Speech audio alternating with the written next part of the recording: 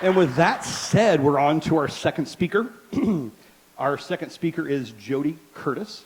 JoDee is a recovering CPA, a SHRM SCP designate, and a Gallup certified strengths coach. She is the owner of Purple Inc., the most resourceful and splashiest human resources consulting firm in Indiana.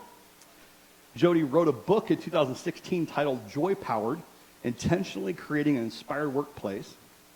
And she is currently working on her second book. She also has a podcast called Joy Powered.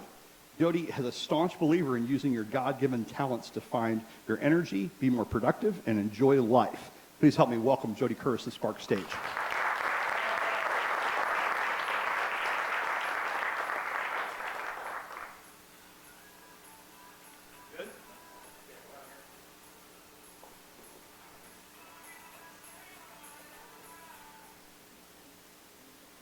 Hi. So several years ago in January, I ran 3.5 miles straight for the first time ever in my life.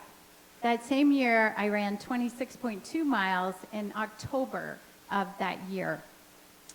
So when you think about how did I do that, how did I make that accomplishment and stay focused? I think I'm not a believer that we can do anything we think we can do, but I am a believer that we can achieve a whole lot more than we think we can do if we set a goal, make a plan, and keep our eyes on the road. So that's my 3-step process that has worked for me. Step number 1 is tomorrow matters the most. I think most of us are pretty good about thinking about those big goals or even setting that goal, but then not thinking about how to really make that happen.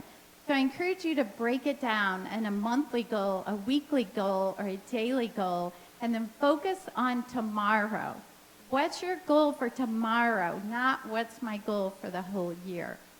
Step number 2 is to build a support structure.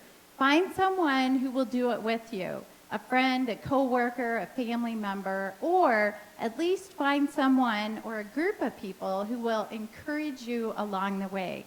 They'll challenge you, support you, and keep you focused on the goal.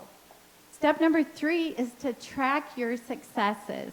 I read somewhere that most of us get discouraged by our goals because we think about how much we have left to go versus what we've accomplished already. So whatever works for you, use an app, the scale, a calendar, a diary, chicken scratches on the wall if you have to, but something that allows you to track your success that you've accomplished so far. So for me, I have 2 big goals that, well, hopefully I have more than 2 goals, but 2 big goals that I'll share with you in my 4 minutes where I used this approach to do that. One was when I ran the marathon in Chicago. And it wasn't really even my goal, although I claimed it as my goal later, but it was a friend of mine's goal who took me along for the ride. But the first thing I did was I created a calendar for us from January to October and put our workout plan on it every single day. Now, it was much easier for us to focus on what our goal was for tomorrow. We could run 5 miles, we could run 6 miles, we could run 7 miles. But if we had thought about 26 miles in January or even July, I'm sure that I would have quit. So I took my friend along for the ride, and we focused on tomorrow to make it happen. My second goal was writing the book Joy Powered last year. I took the same approach, except it wasn't a daily goal that time. It was a weekly goal. In January, I blocked out time on my calendar from January to July and worked on it through with the deadline at the end. And I took not just one friend with me that time, I took 150 because I surveyed a lot of people to get their input and support along the way. And then I celebrated every time I finished a chapter. So it was a very powerful process for me to do that. I never thought I could run a marathon, and I certainly never thought I could write a book. I didn't think I'd have the time, the patience, or the focus to do either one of those goals. But when I broke it down and focused on tomorrow, I was able to make it happen.